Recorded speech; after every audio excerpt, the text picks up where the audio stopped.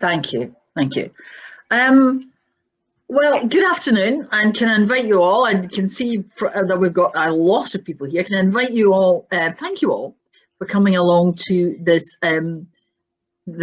fringe meeting, which is on criticising religious beliefs in a hostile environment, which I'm sure you will all recognise the relevance of that at the moment. If I could introduce to you our panellists, we have Mohammed Amin, we have Raj Chowdhury, and trying to get onto the line at the moment, we have Pragna Patel, who hopefully will join us shortly. I am Jardine. I'm the Liberal Democrat MP for Edinburgh West, and I'm also the party spokesperson on economy, international trade, and Brexit. I would like to ask each of the panellists to tell us a wee bit about themselves. And Amin, if we could start with you. Certainly. I'm born in Pakistan. I've lived in the UK since I was 2 years old. I came here in 1952, always lived in Manchester, but with lots of time in London. And I'm a retired PricewaterhouseCoopers tax partner. I was a Liberal back in the early 1980s. I then spent 36 years as a Conservative, including becoming chairman of the Conservative Muslim Forum.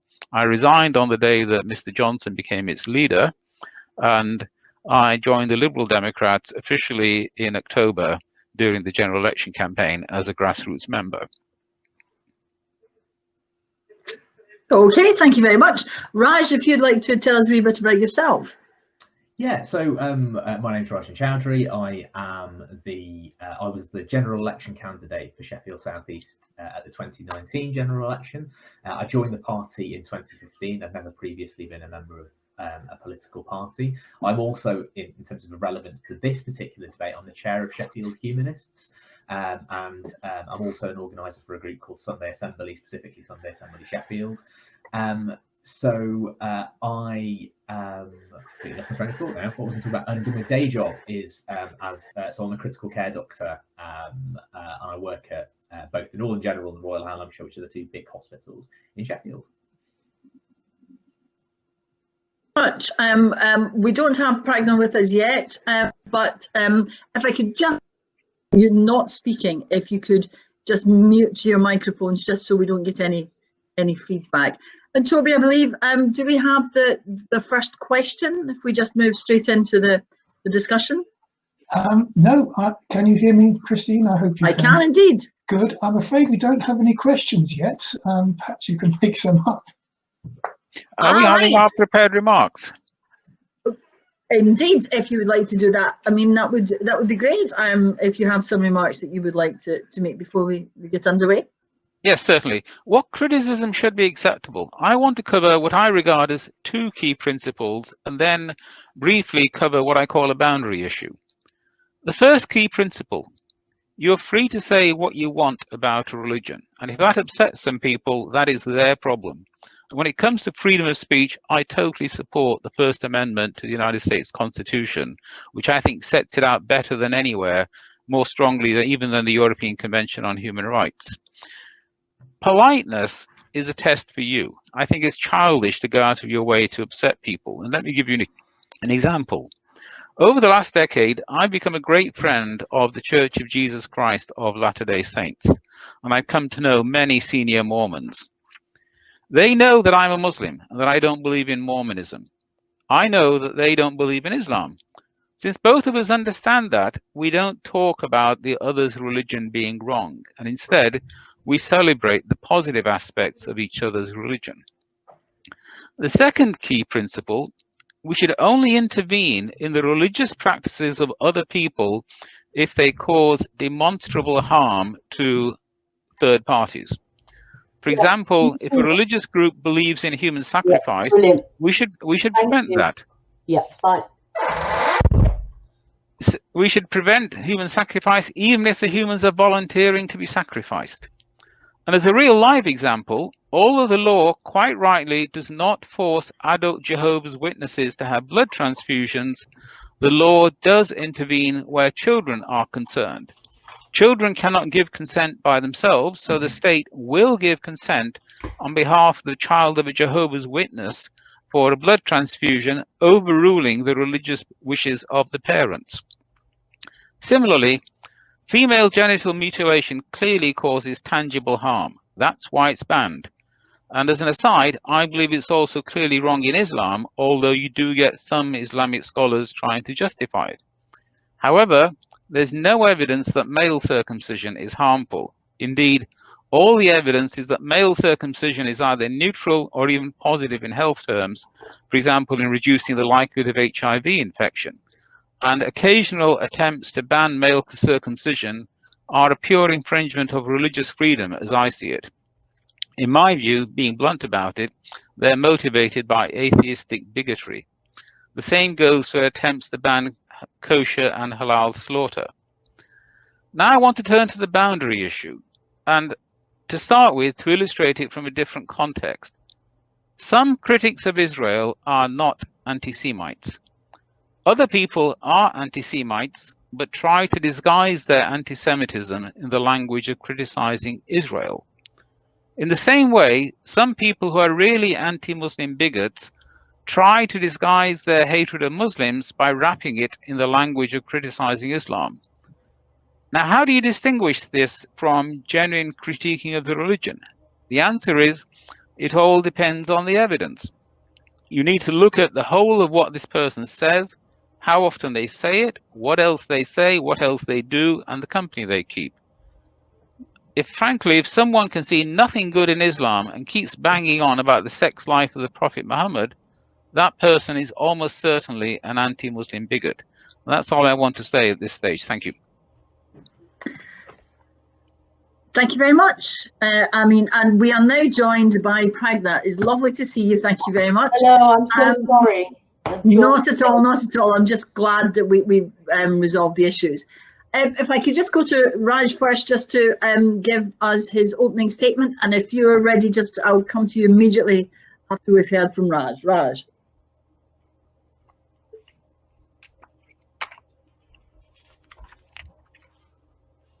Raj, I think you're on mute.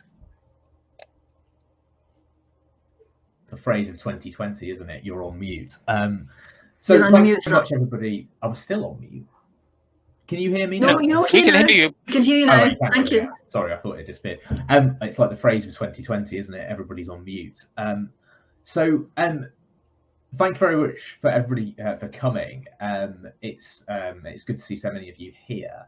I think one of the things that is a slightly strange position to take as a humanist and often throws people is, and I say this with as tongue-in-cheek, is I sometimes really hate Richard Dawkins.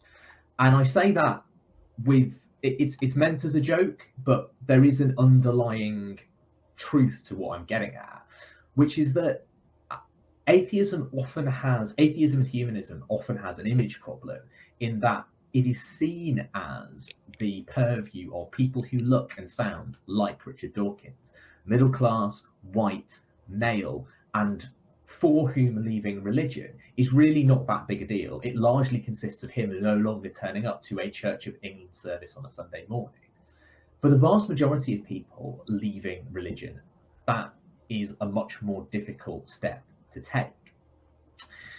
I am lucky enough as the chair of Sheffield Humanists to also spend time with a group called Faith to Faithless. So Faith to Faithless was a group that was set up about 5 years ago. And that group was set up by two ex-Muslims, one from Saudi Arabia, who left Saudi Arabia and came to the UK, Imtiaz Shams, and Alia Salim, who was brought up in a madrasa in the UK. And in that place, she was taught things like women are inferior to men, that husbands should be allowed to beat their wives, and that homosexuality was wrong. Now, clearly that is nothing that would fit within a liberal democrat ethos of the world, and it's something that led her to leaving her religion and setting up Faith to Faithless. Faith to Faithless is not for the Richard Dawkins of this world. It is not for somebody who simply doesn't turn up to their religious service anymore and says, I don't believe in God. It's specifically designed for people who are leaving a religion that is what we would call high control. So the ultra-conservative and extremist forms of all the religions we see out there. And it's not just for Islam. So there are ex-Jehovah's Witnesses who are members, ex-Mormons, ex-Christians, ex-Jews. And it is all about the religions where that organisation, it takes complete dominance of that person's life.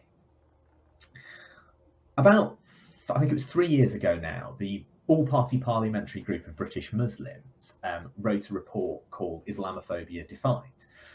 I am the son of two British Muslim doctors who dedicated over half a century of work to the NHS. And so I have a vested interest in ensuring that we have an appropriate definition for Islamophobia, a personal vested interest, let alone a political one, to ensure that Muslims in the UK are protected from bigotry, discrimination and persecution. They're all things that, again, fit within a liberal democrat worldview. And I think is something I think we can all agree on, and echoes much of what Amin said earlier on.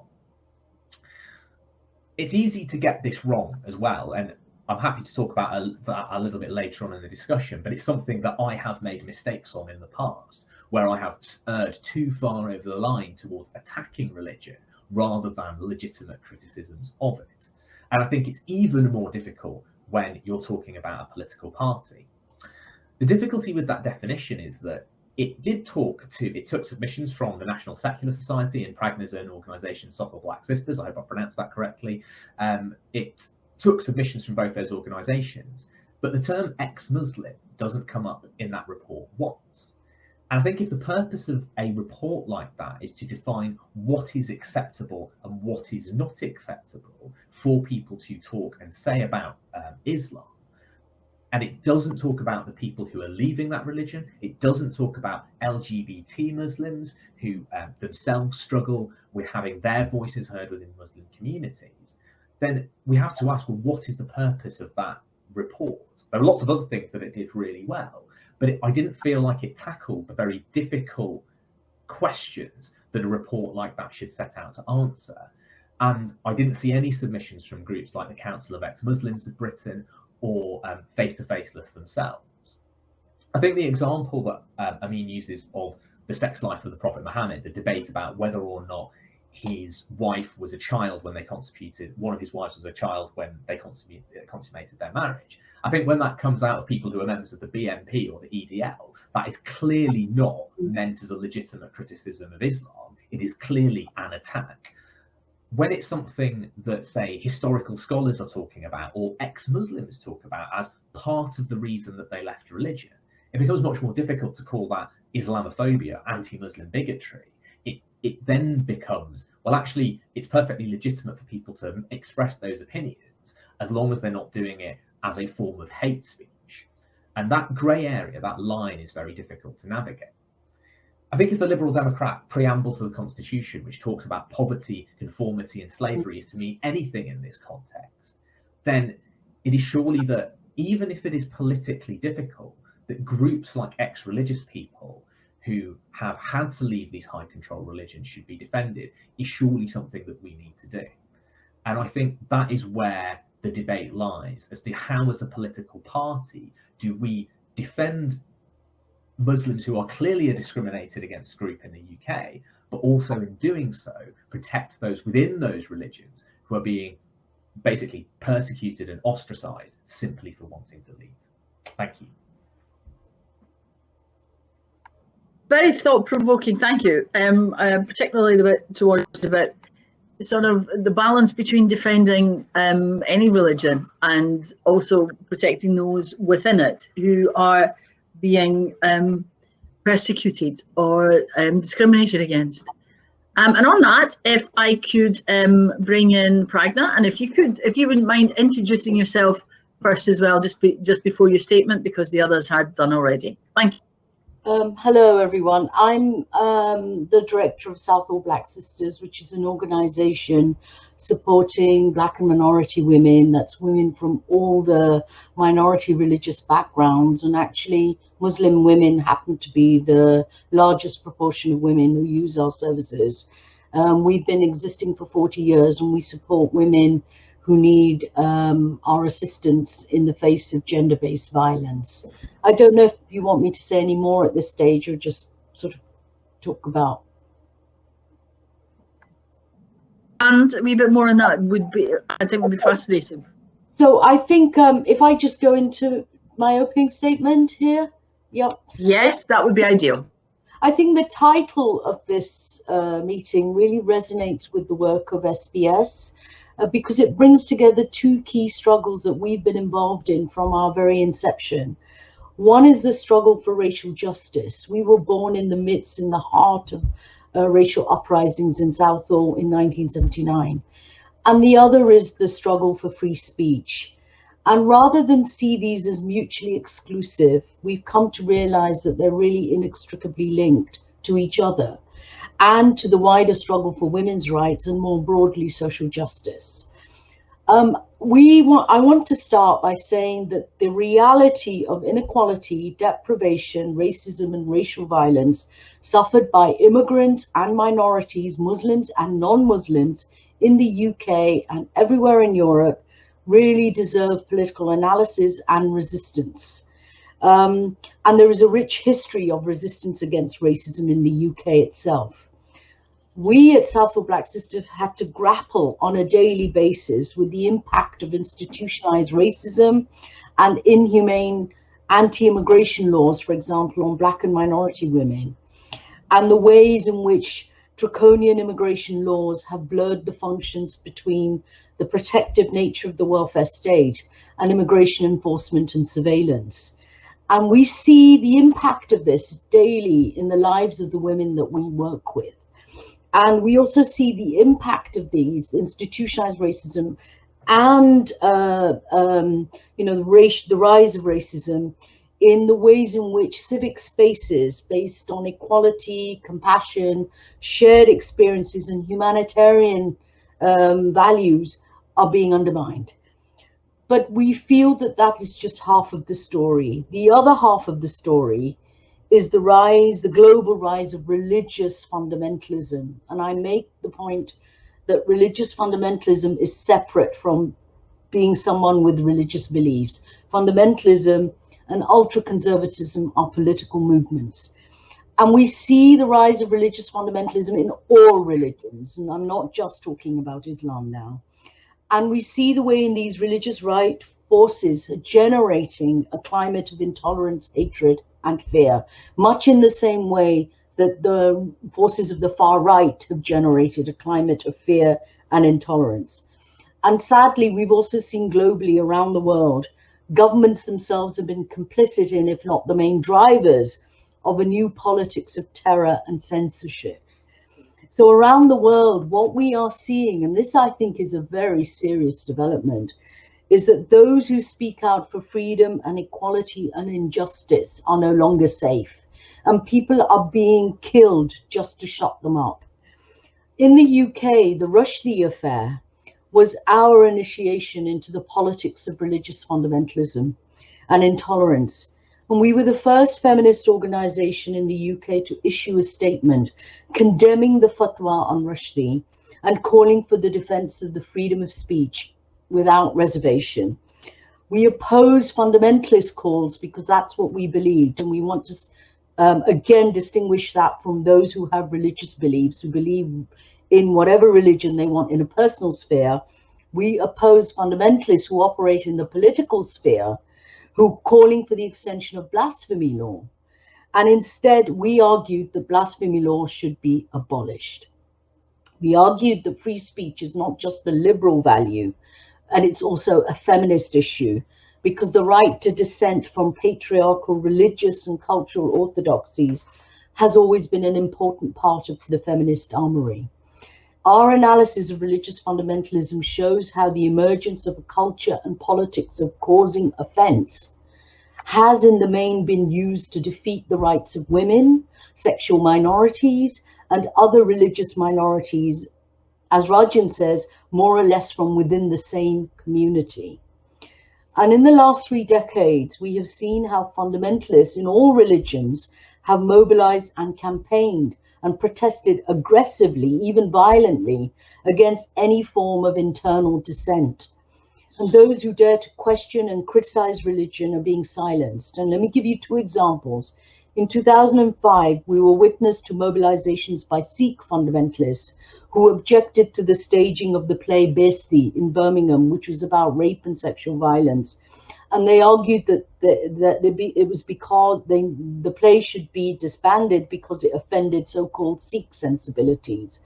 Similarly, in London in 2006, we saw how Hindu fundamentalists protests forced the closure of an exhibition by the renowned Indian painter M.F. Hussain, and they similarly claimed on behalf of all Hindus to be offended. There are many other examples I can give, but my point is that what we are seeing is the chameleon-like nature of religious fundamentalism. Sometimes it masquerades as extremism and sometimes as a moderate force. But what it's seeking to do is manipulate the idea of religious freedom for the purpose of carrying out a wholesale assault on democratic and human rights values.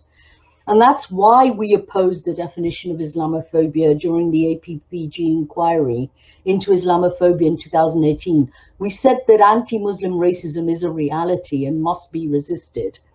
But we argued that Islamophobia, in its definition, was very ill-defined, and that it conflated racism with the idea of causing offense.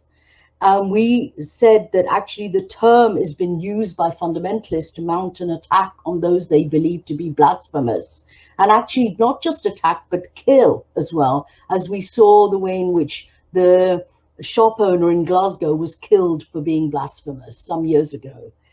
And we're saying that we got to be able to have spaces in which the right to criticize and even reject religion is legitimate. And our concerns have actually grown since then, because we've seen how the right of someone not to be offended by another person's view has entered so many spheres of the public debate. And it's been actually elevated into this idea that it's a fundamental human right not to be offended. And the result is that public discourse has become toxic, and people are afraid. They're afraid of being disciplined, of losing their jobs, their livelihoods, and of a public backlash for saying what they believe. And I think the line to be drawn is that free speech must exist, except where it incites violence and hatred, and in the way that the BNP and the EDL and others do. I think, to conclude, at this critical moment in our history, the forces of illiberalism everywhere, the far right, of the religious right, are gaining strength. And they are gaining strength through the politics of fear and censorship. And that is why, more than ever now, we need to redouble our efforts to defend free speech and to show that it's not a threat, but a foundation of social justice. And I'll stop there. Very much. Thank you to all of you. Actually, that was absolutely fascinating, and I completely agree that free speech is a fundamental principle in democratic society. But you did remind me of something in your speech, Pragna, when you were talking about Salman Rushdie. Reasonably early in my broadcasting career, I got a call to say that The Moor's Last Sigh, which was his book immediately after Satanic Verses, was on sale in Edinburgh, and I sent a cameraman round, and they said, "Do you want to come too?" And I said, No, it's okay. I said, "But bring me back a copy because I want to read it." And we're sitting in the office, and the cameraman phoned me and said, "I think you want to come round." And I said, "Why?" And he said, "Salman Rushdie's here." And he hadn't been seen since the Fajr. And I said that, "No, I'm not in the mood for jokes today." And he said, "No, seriously, he's here." And I said, "Well, put him on the phone and I'll ask him if he doesn't mind coming round and doing a studio interview for us," thinking that, I'd called their bluff.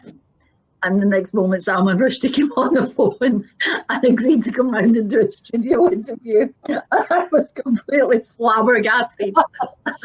Fortunately, they also brought me the book and he signed it. So there we go. But it does seem a very long time ago now. Anyway, if I could open up, do we have any questions, Toby? Yes, indeed, we do. The first question is actually a very good starting point from Alexandrine Cantor and a related one from Sue Vincent. how do we mitigate criticising some religious elements quite conservative towards women and women's right to wear what they want, which is talking about the veil? And from Sue Vincent, what about the many religions which treat women as second-class citizens? Surely we can criticise this. All right. Pragna, can I come to you first on that? Yeah, I think the first thing is that we have to, if we believe in women's rights, as we do at Southall Black Sisters, that's what we exist to do, to help women assert their rights. And women, particularly Black and minority women, are some of the most marginalised in our society. Then we have to challenge all structures of power. That includes patriarchy, that stand in the way and impede women's human rights. Now, in challenging patriarchy, we have to also understand how is patriarchy mediated? Through what structures is it mediated? Through the family, through religion, and through culture. And I have to say that in challenging women's rights, we have constantly been accused of, one, washing our dirty linen in public, and two, fueling racism. And that has been a challenge that we have faced from the very outset. And what I would say to that is that if we believe in women's rights, we have to challenge the structures that impede women's rights. And patriarchal domination through the family, through the institution of the marriage, through the ways in which gender stereotypes work in our societies, mediated through religion and culture, are not no-go areas. They are up for criticism and debate. And it is only through those challenges that we have had laws on domestic violence, laws on forced marriage, laws on FGM, laws on honor-based violence. It is because of those challenges. We have also changed mindsets. We have changed cultural attitudes. We have a long way to go still, but we've changed cultural attitudes in our communities that think it's okay to treat women as second-class citizens or to deny women autonomy and rights. At the same time, we are very careful, we have to be guarded about the ways in which women's rights can be also co-opted, both by the far right and by racists who use it as a stick to beat minorities and to vilify minorities. That involves us at the same time as challenging internal attitudes to women, also challenging the fact that there are external forces, attitudes outside the communities that are also problematic, also wrong, also need to be challenged. We challenge racist stereotypes at the same time. What we are saying is the only way to challenge racism and to challenge those kinds of racist stereotypes about Blacks and minorities, and to challenge women's the position of women as second-class citizens, is by doing both simultaneously. Both the struggle against racism and the struggle for women's rights have to be waged simultaneously, and we have to keep that in mind. But the fact that there is a hostile climate, there is a racist climate, should not stop us from being able to talk about what is wrong in our own communities. Because what ultimately we're trying to do is instill democratic values. That isn't whether that's religious or non-religious, it is whether we are for democracy or not for democracy. And if we are for democracy, instilling democratic values and living by those values means that we have to challenge bigotry in all its forms, bigotry from the state in the form of its institutionalized racism, bigotry on the streets in the form of racial violence and racism, and bigotry in our communities that also relegate women to sort of their inferior status. That is the only way. The struggles have to be waged simultaneously, and we cannot say that one struggle is more important than the other. That produces all kinds of complexities, but we have to navigate through that. Thank you, Pragna. Thank you. I'll come briefly now to Raj, and then Amin first. Raj, if you would like, if you have any thoughts. Yeah, I think the debate about what women wear, specifically around the veil, which kind of encapsulates an answer to the second question about religions treating women as second-class citizens. I think that in terms of the veil, I think sometimes it's the right of women who want to wear the veil, who genuinely, believe it's part of their religious practice to wear a facial covering or wear a hijab or a niqab or a burqa or whatever it is that they want to wear. I think you've also got to remember that there are women who've left religion where that is a symbol of oppression. And so, although I don't think we should do anything like France have done, which is ban face coverings and what have you, because I think that is a deprivation of liberty that can't really be justified. There is also a level to which, if you're a woman who, say, come from Saudi Arabia and you've come to the UK and you suddenly feel free, you're no longer forced to abide by a religion, it must be a very strange experience to see people wander around who then voluntarily wear what to them is a symbol of oppression. It does sort of lead on to something that has concerned me about this debate, which is there's a Facebook page called My Stealthy Freedom, which is about, I think it's Iranian women who basically post pictures of themselves dancing, of not wearing the veil. There is videos of them being told off by random people for not wearing appropriate religious clothing, as the random men, as it inevitably is, see it.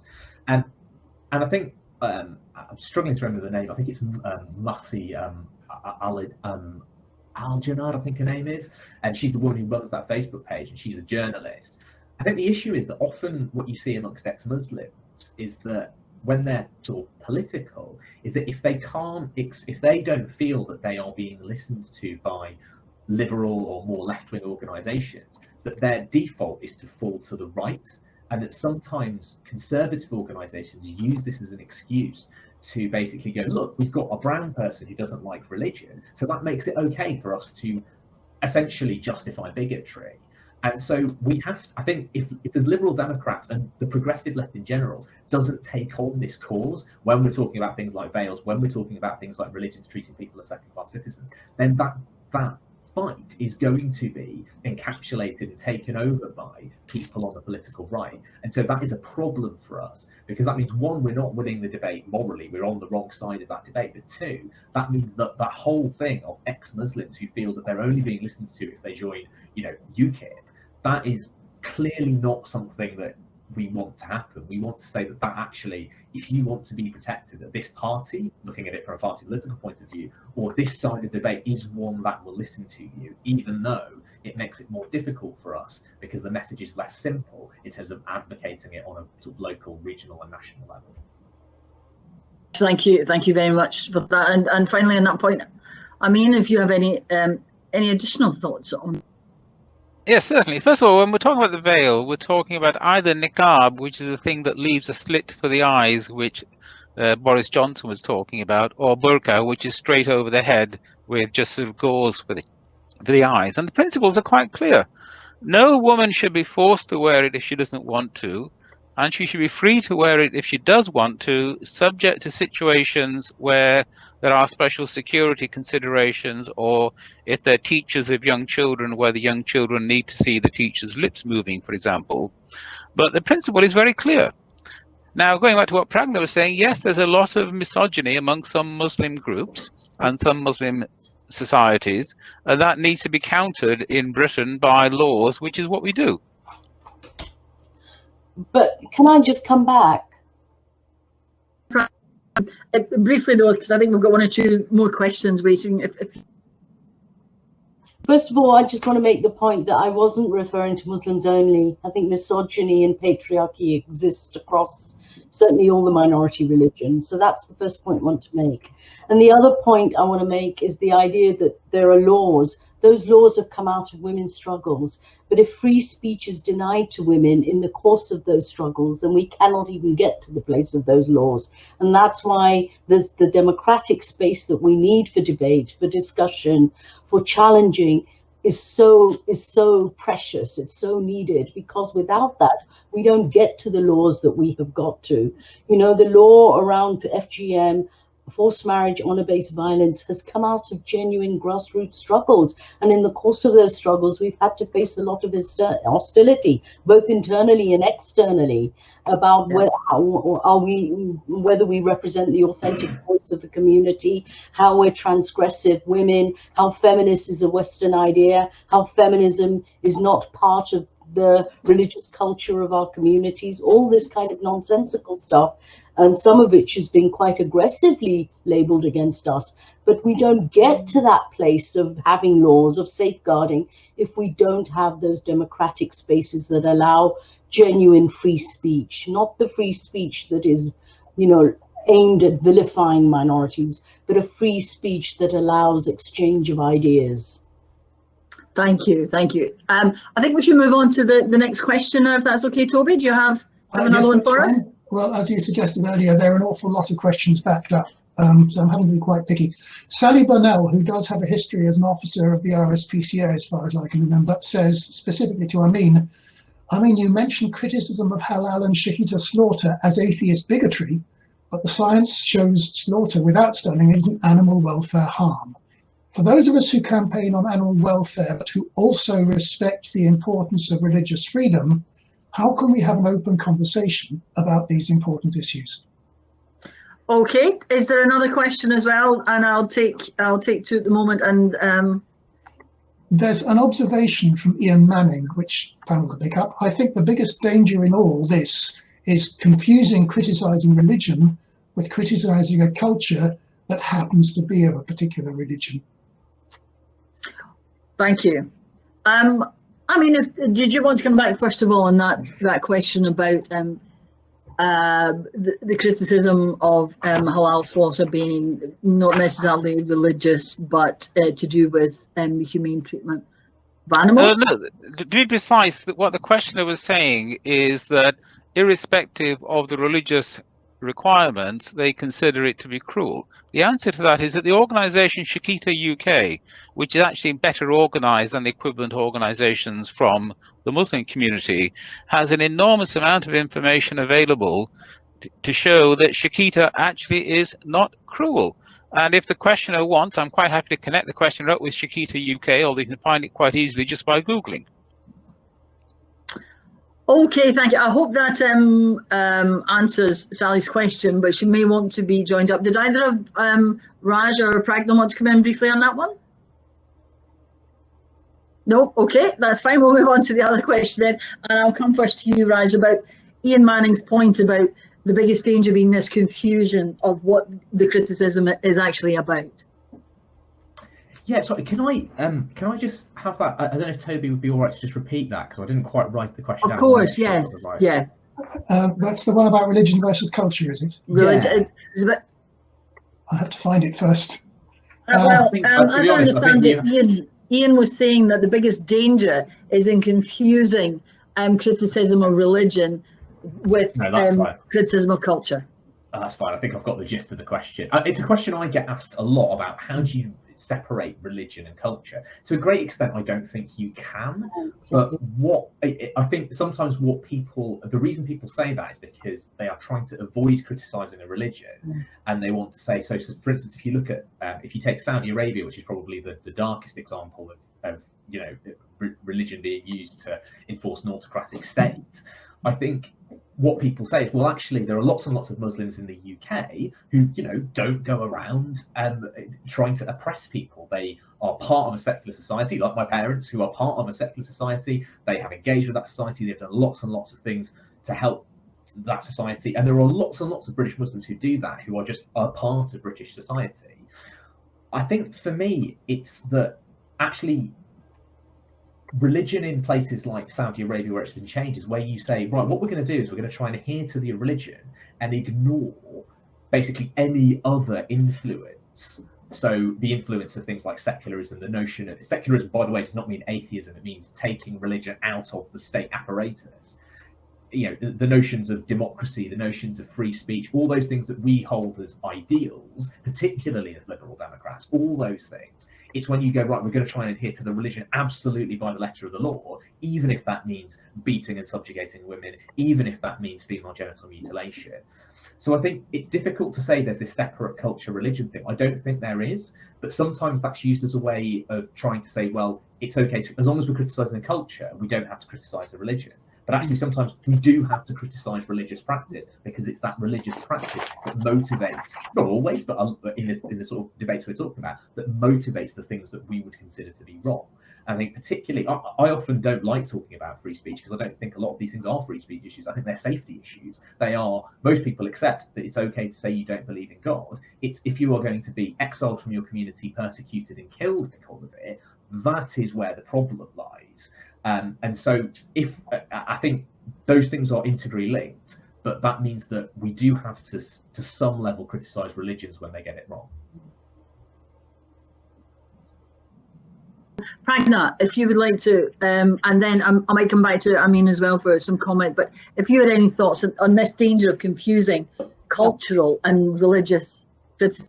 We have to deal with that issue as well all the time in our work, and we're often when we address issues like forced marriage or honor-based violence or FGM, often religious leaders will say themselves that this is nothing to do with our religion, it is everything to do with culture. And I think that often that is a way of actually avoiding responsibility for what is happening. And in our work, certainly on a daily basis, when women come to us talking about their experiences of gender-based violence, for example, they don't say, oh, this is my culture, it's not my religion. They actually say it's justified by the whatever's around us. So it's a mix of both religion and culture. I would say that no religion is practiced in its kind of in isolation, in a vacuum.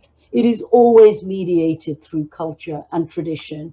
And that's why we have plurality of traditions and cultures and beliefs, even within any one religion.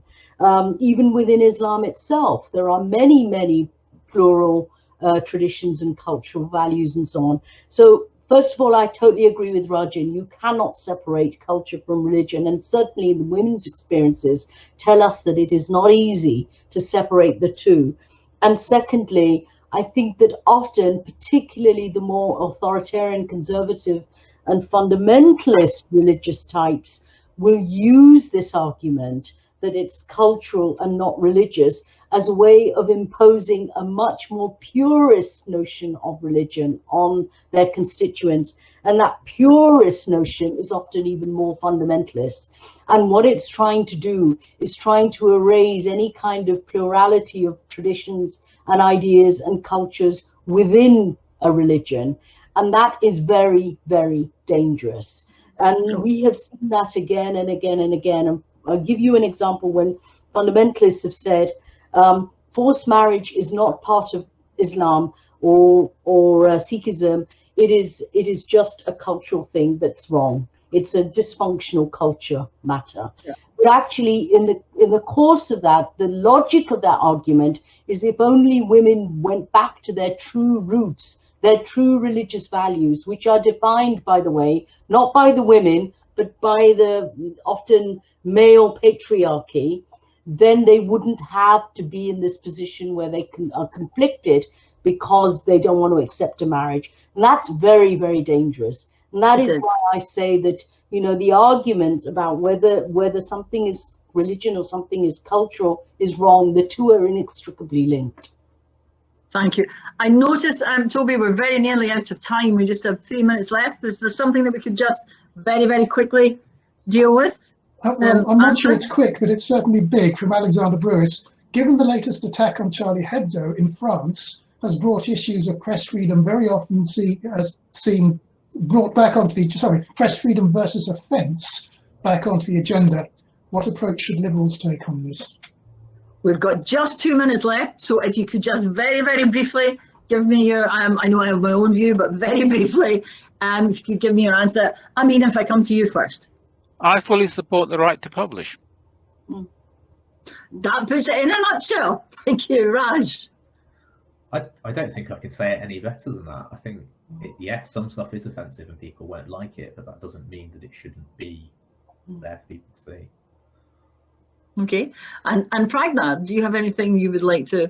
Yes, I think it's very important to support the right to publish. It is also important to resist those who would hijack that right to publish as a way of pursuing authoritarian agendas. For me, free speech has got to be tied to values of social justice, and only in that way can we actually safeguard democratic spaces. Thank you very much. I think, Toby, we probably should just we should wind up there, unfortunately, because we're just about out of time. And thank you all. Pragna, I should probably have taken the opportunity at the beginning to thank you, because I know that when I was doing the domestic abuse bill in Parliament, that Southall Black Sisters were a huge help, not just to me, but also Jess Phillips as well. I remember. Yes. We talked about that. There was a lot that we managed to get done, and that bill we changed dramatically from what was originally put before Parliament. It's still not perfect. There are still things we want to address in it, but we did manage to change it, and we are hoping to get more when it comes back from the House of Lords. We want you know, to include protection for migrant women. That's one of the key focus. Yes, we've had some promises on that, so we'll hold them to them. Thank you. Gentlemen, as well, if I could thank both of you, Amin and Raj. I think that's been a fascinating discussion, touched on some really big issues, and something for us all to take away and think about. And thank you, Toby, for moderating. Thank you. And I hope you have all, we've got a massive audience actually, 64 people, which is, I think, a testament to the importance of this topic nowadays. So thank you very much, and take care. Thank you.